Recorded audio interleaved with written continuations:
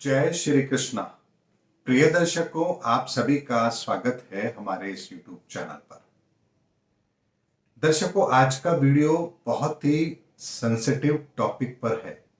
अमूमन मैं ऐसे वीडियो नहीं बनाता हूं, लेकिन यदि किसी बात को लेकर के यदि हमें कुछ बहुत बड़ी बात सीखने को मिल जाए, समझने को मिल जाए, या वो बात हमारे भविष्य के अंदर, हमारे जीवन के अंदर बहुत बड़ा बदलाव लाने की ताकत रखती हो, तो उस पर एक स्वतंत्र विचार जरूर रखना चाहिए।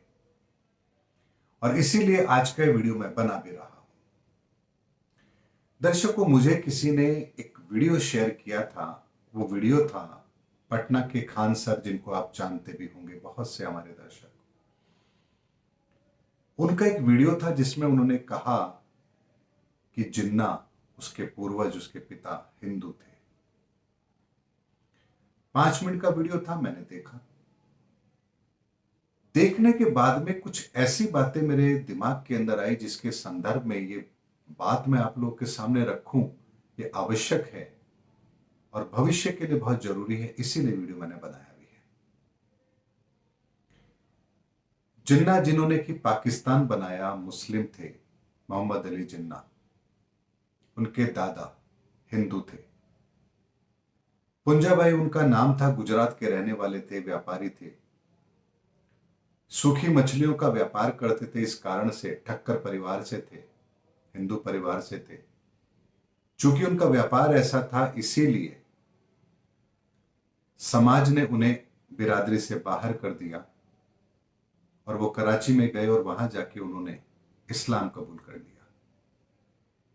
लेकिन इस्लाम कबूल करने के बाद भी उनका मन नहीं लगा और उसके बाद वो दोबारा से अपने उसी बिरादरी में लौट कर आते और कहते हैं कि मैं वापिस आना चाहता हूं, लेकिन वहां पर उस बिरादरी ने उन्हें वापस से स्वीकार नहीं किया। उसके बाद उनके जो बेटे थे और उनकी जो बहू थी, यानी कि जिन्ना भाई और मीठी भाई, पुंजा भाई के बहू और बेटे, उन्हीं की संतान थी मोहम्मद अली। और चूंकि गुजरात से ताल्लुक रखते हैं, इसीलिए नाम के बाद पिता का नाम लगता है, इसीलिए जिन्ना भाई की संतान थे, इसीलिए मोहम्मद अली जिन्ना उनका नाम पड़ा। दर्शकों, ये बात शायद बहुत कम लोगों को पता होगी, मुझे भी नहीं पता थी जब तक मैंने वीडियो नहीं देखा, क्योंकि ज्यादा इतिहास जिन्ना के बारे में मैंने कभी पढ़ा नहीं। लेकिन इस घटना को देखने के बाद, सुनने के बाद में एक बात तत्काल मेरे दिमाग में आई कि रावण ने क्या गलती की थी। जब विभीषण ने उसे समझाया कि भैया ये गलती मत करो, आप माता सीता को प्रेम पूर्वक, श्रद्धा के साथ पुनः भगवान राम के पास छोड़ करके आइए और अपनी गलती के लिए क्षमा मांगिए, तो रावण ने विभीषण को लात मारकर भरी सभा में बेइज्जत करके बाहर निकाल दिया। विभीषण वहां से चलता है और भगवान राम के पास आता है और भगवान राम उसे लंकेश कह करके संबोधित करते हैं।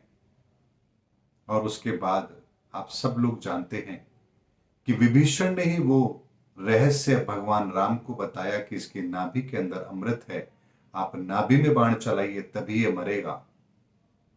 और रावण जब मरता है, यानी अपनी अंतिम सांसें ले रहा था, तब वो कहता है कि आज मेरी मृत्यु विभीषण के कारण से हुई है। अगर आज विभीषण मेरे पास होता तो राम मुझ पर विजय प्राप्त नहीं कर सकते थे। यानी इतिहास के अंदर भी इतने वर्षों पहले भी एक गलती रावण ने की थी और जिसका परिणाम यह हुआ था कि उसके पूरे कुल का ही सर्वनाश हुआ था। यानी अपने ही भाई को तिरस्कृत करके उसने भरी सभा के अंदर बेइज्जत करके अपने राज्य से बाहर निकाल दिया।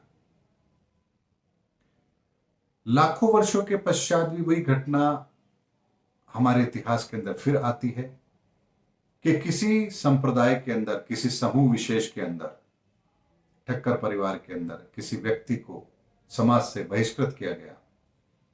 वो इस्लाम कबूल करता है, उसके बेटे और बहू के यहाँ एक पुत्र का जन्म होता है और आगे चलकर वो भारत के विभाजन का सबसे बड़ा कारण बनता है। अगर हम दोनों घटनाओं को सिमिलरिटी के साथ देखें तो दोनों घटनाओं में एक बात हमारे सामने जरूर आती है कि जब जब हमने अपनों का तिरस्कार किया, किसी भी कारण से किया हो, तब तब इस समाज के अंदर विघटन जरूर हुआ है। और ये दोनों घटनाएं हमें यह समझाने के लिए पर्याप्त है, क्योंकि इतिहास को तो बदला नहीं जा सकता, जो हो चुका वो हो चुका। अब उस पर डिबेट करने से भी कोई फायदा नहीं होगा, लेकिन महत्वपूर्ण यह है कि हम इस घटना से क्या सीख रहे हैं। हम रामायण काल की घटना को भी लेते हैं और बहुत थोड़े समय पहले मोहम्मद अली जिन्ना के समय की भी घटना को ले रहे हैं, तो दोनों घटनाओं के अंदर हमें एक चीज बहुत आसानी से समझ आती है, और वो ये कि अपनों का तिरस्कार जीवन के अंदर बहुत बड़ी विनाशकारी लीलाओं को आमंत्रित जरूर करता है। इसीलिए जीवन के अंदर कभी भी हमारे कुल, हमारे संप्रदाय, हमारी जाति, हमारे धर्म के लोगों के साथ कभी भी किसी भी तरह का भेदभाव नहीं होना चाहिए, तिरस्कार नहीं होना चाहिए। और शायद यही कारण है कि बहुत सारे ऐसे लोग, गरीब तबके के लोग, ऐसे लोग जो आदिवासी हैं, जिनको कोई नहीं पूछता, कुछ लोग उनको लालच देते हैं और वो अपना धर्म बदल लेते हैं। जब वो अपना धर्म बदलते हैं तब हमें उनकी याद आती है और तब हम उनके पास जाते हैं और उन्हें कहते हैं कि नहीं, तुम्हें वापस हम अपने धर्म में ले रहे हैं, आज हम ये गलती सुधार रहे हैं। लेकिन ऐसी नौबत ही क्यों आ रही है कि लोग अपना धर्म छोड़ने पर मजबूर हो रहे हैं, वो भी गरीबी के कारण से?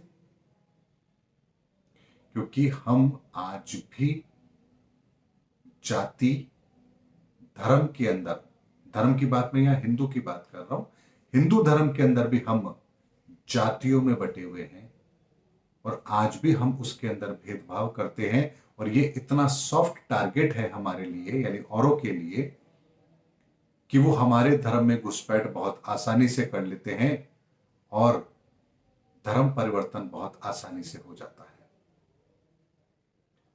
इसीलिए वर्तमान समय की ये बहुत बड़ी मांग है, अगर हमें इतिहास के अंदर हिंदुत्व को स्थापित करना है, आने वाले भविष्य के अंदर जब इतिहास लिखा जाए, हिंदुत्व अपनी महानता के लिए जाना जाए, उसके लिए बहुत आवश्यक है कि हमें इस समय पर, वर्तमान समय की यदि मैं बात करूं, तो हमें जाति से ऊपर उठ करके सोचना पड़ेगा।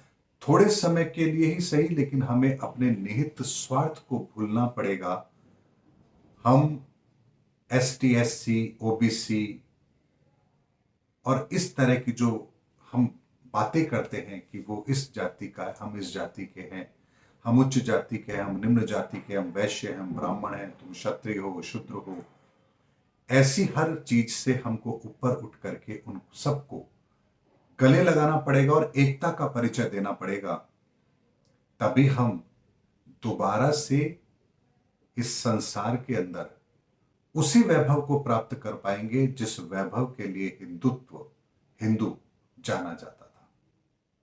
और इससे बड़ा उत्कृष्ट उदाहरण और क्या होगा कि भगवान राम के समय भील जाति, वानर जाति, भगवान राम ने किसे नहीं गले लगाया? केवट को गले लगाया, उसे सखा कह के संबोधित किया, सबरी के मीठे बेर खाए, वानर जाति में जन्मे सुग्रीव, बाली, हनुमान, उनको गले लगाया, उनसे मित्रता निभाई। ऐसा कौन सा वर्ग था जिसको भगवान राम ने स्वीकार नहीं किया? और इसीलिए अगर हम राम राज्य की बात करते हैं तो हमें जाति पंथ से ऊपर उठकर तो सोचना पड़ेगा, क्योंकि उसके बिना राम राज्य की स्थापना तो नहीं हो सकती।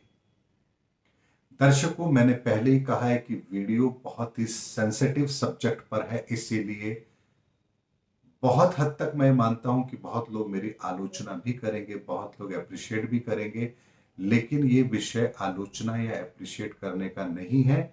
इस बात की गंभीरता को समझने का है कि इतिहास के अंदर लाखों साल पहले भी अपनों को तिरस्कृत करने का परिणाम क्या हुआ और कुछ वर्ष पूर्व भी अपनों को तिरस्कृत करने का परिणाम क्या हुआ, और इतिहास के अंदर हर काल के अंदर ये होता आया है कि जब जब हमने अपनों को तिरस्कृत किया है, बहुत गंभीर परिणाम समाज को देखने पड़े हैं। और आगे ऐसा ना हो, इसके लिए हम सबको इस सीख को तो लेना पड़ेगा कि जो गलतियां हमारे पहले कर चुके हैं, पहले हो चुकी है जो गलतियां हमसे, अब हमें उन गलतियों को नहीं दोहराना है। इसीलिए जाति पंथ से ऊपर उठ करके हमें हिंदू और हिंदुत्व, हमें हिंदू की एकता पर काम करना है। और सभी जातियों के लिए, यानी कि हमारे हिंदू धर्म में जितने भी हम अलग अलग जातियों को देखते हैं, उन सबको एक मत के साथ स्वीकार करना है। तभी हम एक अच्छे हिंदुत्व और हिंदू की परिभाषा को समाज के सामने परिभाषित कर पाएंगे, और तभी हमारे राम राज्य की परिकल्पना साकार होगी। उम्मीद करता हूं दर्शकों, मेरा वीडियो आपको जरूर अच्छा लगा होगा। इस वीडियो के अंदर मैं कमेंट्स बॉक्स को ऑफ रखूंगा, क्योंकि बहुत से लोग होंगे जो अपनी मर्यादा को शायद भूल जाएंगे, और मैं नहीं चाहता कि सार्वजनिक तौर पर किसी भी तरह के मैसेज स्प्रेड हो। अगर आपको फिर भी मुझे कुछ कहना है तो आप मुझे व्हाट्सएप पर मैसेज कर दीजिए।